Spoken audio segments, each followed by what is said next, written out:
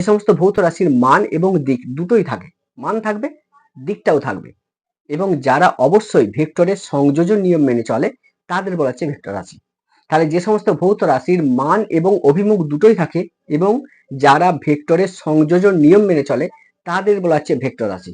বিষয়টা ক্লিয়ার হলো? এই যে ছবিগুলো দেখছো না, এই ছবিগুলো তোমাকে দিল, দিয়ে বললো এদের এদের কোনগুলো সমান্তরাল ভেক্টর। তোমরা তো সঙ্গে সঙ্গে দেখে বলবে এটা আর এটা হচ্ছে সমান্তরাল ভেক্টর, কারণ এদিকে উভয় দিকে অসীমা পর্যন্ত বর্ধিত করলে এরা কখনো মিলিত হবে না, আর এদের মধ্যবর্তী দূরত্বটা একই থাকবে।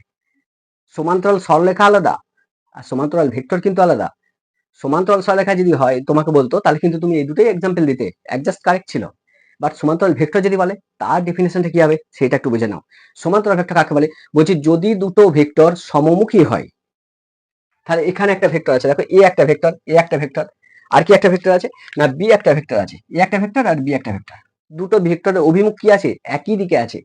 তাহলে দুটো ভেক্টরের অভিমুখ যদি একই দিকে হয়, বা বলছে দুটো ভেক্টরের মধ্যবর্তী কোণ যদি 0 হয়, যেমন এই ভেক্টরটা এই ভেক্টরটা এইটার দিকে একবার তাকাও, তাহলেই বুঝতে পারবে এইটা অ্যাকচুয়ালি কি করা হয়েছে বলতো। এই ভেক্টরটাকে, এই বি ভেক্টরটাকে আস্তে আস্তে তুলে তুলে তুলে তুলে এর উপর বসিয়ে দিয়েছে, তখন তৈরি হয়ে গেল এটা। তাহলে এখন মধ্যে এইটা আর এইটা এর মধ্যবর্তী কোণ এটা কত হয়েছে? Actual 0 degree. তাহলে দুটো ভেক্টর যদি সমমুখী হয় বা দুটো ভেক্টরের মধ্যবর্তী কোণ যদি 0 হয়, তাহলে এটা সমান্তরাল ভেক্টর, এটাও সমান্তরাল ভেক্টর হয়েছে, কারণ দুটো একটা ভেক্টর একটা ভেক্টর, এদের মধ্যবর্তী কোণ কত না 0। কারণ এই ভেক্টরটাকে তুলেছি, এই ভেক্টরটা এরকম ছিল, আমি এইটাকে তুলেছি, তুলে এর উপর বসিয়ে দিয়েছি, এখন কোণ কত হয়েছে? 0 হয়ে গেছে। তাহলে দুটো ভেক্টরের মধ্যবর্তী কোণ যদি 0 হয়, তাহলে এই ভেক্টরগুলোকেও আমি তখন সমান্তরাল ভেক্টরই বলবো। বিষয়টা বুঝলে?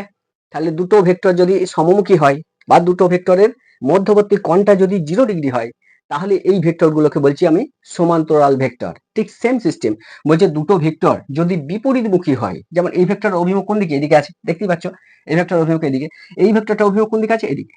তাহলে দুটো ভেক্টরের অভিমুখ যদি বিপরীতমুখী হয়, অথবা এই ভেক্টরটাকে তুলেছি, এবার দেখো তুলে এখানটায় যোগ করে দেবে। দেখো এই এ ভেক্টর তো ছিল এদিকে, বি ভেক্টরটাকে আমি আস্তে করে নিয়েছি, নিয়ে এখানে যোগ করে দিয়েছি, এটা তৈরি হয়ে গেছে। দেখো তাই এখন মধ্যবর্তী কোণ কত হয়েছে? এইটা হয়ে গেছে কত? 180 ডিগ্রি। বলছে দুটো ভেক্টরের দুটো ভেক্টর যদি বিপরীতমুখী হয় বা দুটো ভেক্টরের মধ্যবর্তী কোণটা যদি 180 ডিগ্রি হয়, তাহলে এই ভেক্টর গুলোকে বলা হচ্ছে সমান্তরাল ভেক্টর। তাহলে সমান্তরাল ভেক্টরের অ্যাকচুয়ালি ডেফিনেশন কি হবে? বলছে দুটো ভেক্টর যদি সমমুখী হয় বা ওদের মধ্যবর্তী কোণটা যদি 0 ডিগ্রি হয়, অথবা দুটো ভেক্টর যদি বিপরীতমুখী হয় বা ওদের মধ্যবর্তী কোণ যদি 180 ডিগ্রি হয়, তাহলে ভেক্টর দুটোকে বলা হয় পরস্পরের সমান্তরাল ভেক্টর। বিষয়টা ক্লিয়ার হলো? দুটো আরেকবার বলছি, ভালো করে শুনে নাও। যদি দুটো ভেক্টর সমমুখী হয় বা উহাদের মধ্যবর্তী কোণটা যদি 0 ডিগ্রি হয়, অথবা দুটো ভেক্টর যদি বিপরীত অভিমুখী হয় এবং উহাদের মধ্যবর্তী কোণটা যদি 180 ডিগ্রি হয়, তাহলে ভেক্টর গুলোকে বলা হচ্ছে পরস্পরের সমান্তরাল ভেক্টর। তাহলে এই ভেক্টর গুলো এগুলো সবগুলোই কিন্তু সমান্তরাল ভেক্টর। দেখে বুঝতে পারছো? 1 2 3 4 যে ভেক্টর গুলো দেওয়া আছে এই ভেক্টর গুলো সবগুলোই কিন্তু সমান্তরাল ভেক্টর।